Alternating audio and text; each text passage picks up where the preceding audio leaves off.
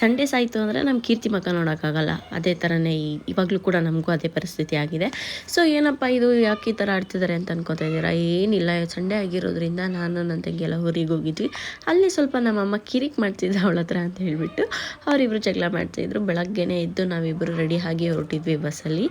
So ಏನು ಮಾಡೋದು, free bus ಇದೆ ಅಲ್ಲ, ಇರೋರ್ಗೂ ಯೂಸ್ ಮಾಡ್ಕೊಳ್ಳೋಣ ಅಂತೇಳಿ ಬಸ್ಸಲ್ಲೇ ಓಡಾಡ್ತಾ ಇದ್ದೀವಿ. ಬೈಕ್ ಅಂತೂ ತೆಗಿತಿಲ್ಲ. ಇವಾಗ ಆಗ್ತಿರೋ ಇನ್ಸಿಡೆಂಟ್ಗಳು ನೋಡಿದ್ರೆ ಬೈಕಲ್ಲಿ ಹೋಗೋಕ್ಕೆ ಭಯ ಆಗುತ್ತೆ.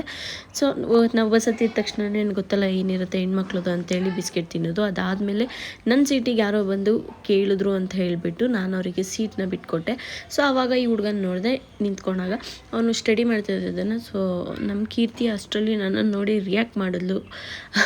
ಸರಿ ಅಂತಿಲ್ಲ, ಅಂತೂ ಇಂತೂ ಮಂಡ್ಯಕ್ಕೆ ರೀಚ್ ಆಗಿದ್ದೀವಿ. ಸೊ ನಾವು ಇಳಿಯೋಕ್ಕೂ ಬಿಡ್ತಿರ್ಲಿಲ್ಲ, ಅಷ್ಟು ನುಗ್ಗಲು ಜನ ಇಲ್ಲ ಅಂತಂದ್ರೂ ಕೂಡ ಅಷ್ಟೊಂದು ಗಲಾಟೆ ಮಾಡ್ತಿದ್ರು. ಸೊ ಸರಿ ಅಂತೇಳಿ ಅದನ್ನೆಲ್ಲ ಮುಗಿಸ್ಕೊಂಡು, ಸರಿ ಅಂತೇಳಿ ನಮ್ಮ ಅಕ್ಕ ಸ್ವಲ್ಪ ಲೀಸ್ಟ್ಗಳು ಹೇಳ್ತಾ ಇದ್ಲು. ಸರಿ ಅದನ್ನೆಲ್ಲ ನೋಟ್ ಮಾಡಿಕೊಂಡು ಏನೇನು ತೊಗೋಬೇಕು ಅಂತ ನೋಡಿಕೊಂಡು ನಾನು ನಮ್ಮ ಕೀರ್ತಿ ಹೋಗಿದ್ದೇನೆ ಬೇಕ್ರಿ ಕಡೆ ಆ್ಯಂಡ್ ಫ್ರೂಟ್ಸ್ ತರೋಕ್ಕೆ ಅಂತ ಹೇಳಿಬಿಟ್ಟು. ಇದು ಮಂಡ್ಯ ವಿ ರೋಡು.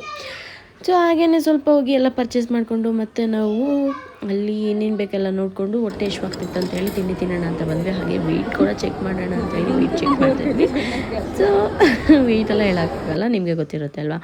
ಏನೇನು ತೊಗೊಂಡಿದ್ವಿ ಅದನ್ನೆಲ್ಲ ಸ್ವಲ್ಪ ಬ್ಯಾಗಿಗೆ ಎಷ್ಟಾಗುತ್ತೆ ಅಷ್ಟನ್ನು ಹಾಕಿ ಇನ್ನು ಮಿಕ್ಕಿದ್ದನ್ನು ಕೈಯಲ್ಲಿ ಇಟ್ಕೊಳ್ಳೋ ಥರ ಪ್ಲ್ಯಾನಿಂಗ್ ಆಯಿತು. ಸೊ ನಾವಿಬ್ಬರು ತೊಗೊಂಡಿದ್ದು ಒಂದೇ ಪ್ಲೇಟ್ ಇಡ್ಲಿ. ಯಾಕೆ ಅಂತಂದರೆ ಕುರುಕು ತಿಂಡಿಗಳು ಜಾಸ್ತಿ ಆಗಿತ್ತು ಅಂತ ಹೇಳ್ಬಿಟ್ಟು ಒಂದೇ ಪ್ಲೇಟ್ ಇಡ್ಲಿನಲ್ಲಿ ಇಬ್ಬರು ಕೂಡ ಶೇರ್ ಮಾಡಿ ತಿನ್ಕೊಂಡು ಹೊರಟ್ವಿ. ನಮ್ಮೂರ ಬಸ್ಸು ಆ್ಯಕ್ಚುಲಿ ನಮಗೆ ಟೈಮಿಂಗ್ ಪ್ರಕಾರ ನಮಗಿರೋದು ಬಸ್ಸು.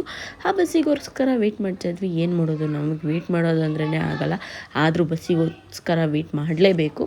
ಸೊ ಬಸ್ ಬಂತು ಅಂತ ಹೇಳಿ ನುಗ್ಗಲಲ್ಲಿ ನಮ್ಮ ಕೀರ್ತಿನ ಫಸ್ಟ್ ಹತ್ತಿಸ್ಬಿಟ್ಟೆ, ಸೀಟ್ ಸಿಗಬೇಕಲ್ವ ಅದಕ್ಕೋಸ್ಕರ ಅಂತ ಹೇಳ್ಬಿಟ್ಟು. ನಮ್ಮ ಕೀರ್ತಿ ಹಾಗೂ ಈಗೂ ಫೈನಲ್ ಆಗಿ ಆ ಬಸ್ ಹತ್ಬಿಟ್ಟು ನಮಗೂ ಕೂಡ ಸೀಟ್ ಇಟ್ಕೊಂಡಿದ್ಲು. ಅದಾದಮೇಲೆ ನಾವು ಕೂಡ ಒಂದು ಸ್ವಲ್ಪ ಹೊತ್ತಲ್ಲೇ ಟೈಮ್ ಸ್ಪೆಂಡ್ ಮಾಡಿ ಹೊರಟಿದ್ದಾಯಿತು. ನಮ್ಮ ಕೀರ್ತಿಗೋಸ್ಕರ ಡ್ರೈವರ್ ಮಮ್ಮ ಸಾಂಗ್ ಹಾಕಿದ್ದಾನೆ, ಕೇಳಿಸ್ಕೊಳ್ಳಿ. ಬಸ್ ಡ್ರೈವರ್ ಅಣ್ಣಂಗೆ ಲವ್ ಆಗ್ಬಿಟ್ಟಿದೆ.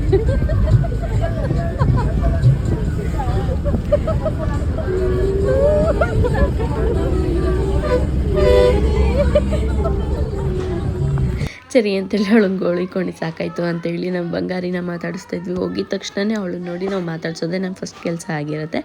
ಸೊ ಅವಳ ಜೊತೆ ಒಂದು ಸ್ವಲ್ಪ ಹೊತ್ತು ಟೈಮ್ ಸ್ಪೆಂಡ್ ಮಾಡಿ ಹಿಂಗೆ ಆಟ ಆಡ್ತಾ ಇರಬೇಕಾದ್ರೆ ನಮ್ಮ ಕೀರ್ತಿಗೂ ನಮ್ಮ ಅಮ್ಮಗೂ ಜಗಳ ಅಂಟ್ಕೊಂತು. ಸೊ ಅವರಿಬ್ರದ್ದು ಇದ್ದಿದ್ದೆ ಬಿಡು ಅಂತೇಳಿ ಕಾಮನ್ನಾಗಿ ಗೊತ್ತಿರುತ್ತಲ್ಲ. ಸೊ ಅದೆಲ್ಲ ಮುಗಿಸ್ಕೊಂಡು ಸ್ವಲ್ಪ ಹೇರ್ ಕಟ್ ಮಾಡಿಸ್ಕೋಬೇಕಿತ್ತು ನಮ್ಮ ಅಕ್ಕನ ಹತ್ರ ಅಂತ ಹೇಳಿಬಿಟ್ಟು ನಾವು ಕೂಡ ಎಲ್ಲ ಹೇರ್ ಕಟ್ ಎಲ್ಲ ಮಾಡಿಸ್ಕೊಳ್ಳೋಕ್ಕೆ ರೆಡಿ ಆಗಿದ್ದಾಗ ಅವ್ನು ಕತ್ರಿ ಎತ್ಕೊಂಡು ಹೋಗ್ಬಿಟ್ಟಿದ್ದ ಅಂತೇಳಿ ಅವಳ ಜೊತೆ ಜಗಳ ಮಾಡ್ತಾಯಿದ್ಲು. ಸೊ ಅವನು ಕೂಡ ಒಂದು ಡೈಲಾಗ್ ಹೊಡಿತಾನೆ, ಇವಾಗ ಕೇಳಿಸ್ಕೊಳ್ಳಿ. ಮನೆಯಲ್ಲಿ ಹಂಗೆ ಕತ್ತಿನ ಮಾಡಿದ್ರೆ ಸಾಲ ಜಾಸ್ತಿ ಇರ್ತದೆ.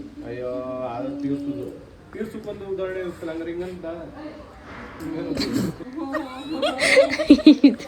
ಆಮೇಲೂ ಕೂಡ ಅವ್ನು ಕೊಡ್ತಾನೆ ಇರಲಿಲ್ಲ. ಅವಳಂಗೆ ಗೋಳಿಕೋತಾ ಇದ್ದ ಅಂತ ಹೇಳ್ಬಿಟ್ಟು. ಸೊ ನಮ್ಮ ಅಕ್ಕ ವೆಯ್ಟ್ ಮಾಡ್ಕೊಂಡು ಕೂತಿದ್ಲು ಕಟ್ ಮಾಡೋಕ್ಕೆ ಅಂತ ಹೇಳ್ಬಿಟ್ಟು. ಫೈನಲಾಗಿ ಅವಳು ಕೂದಲು ಕಟ್ಟೆ ಮಾಡಿಸ್ಲಿಲ್ಲ.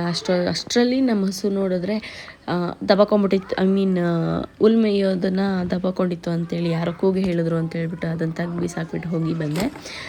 ಸೊ ಇವತ್ತಿನ ಲಾಗ್ ಇಷ್ಟ ಆಗಿತ್ತು. ಸೊ ನಿಮ್ಗೆಲ್ಲರಿಗೂ ಇಷ್ಟ ಆಗಿರುತ್ತೆ ಅಂತ ಅಂದ್ಕೊತೀನಿ. ನಿಮ್ಗೆಲ್ಲರಿಗೂ ಈ ಲಾಗ್ ಇಷ್ಟ ಆಗಿದರೆ ದಯವಿಟ್ಟು ಲೈಕ್ ಮಾಡಿ ಆ್ಯಂಡ್ ಶೇರ್ ಮಾಡಿ. ನಿಮ್ಗೆ ಏನು ಅನಿಸುತ್ತೆ ಅನ್ನೋದನ್ನು ಕಮೆಂಟ್ ಮಾಡಿ. Thank you.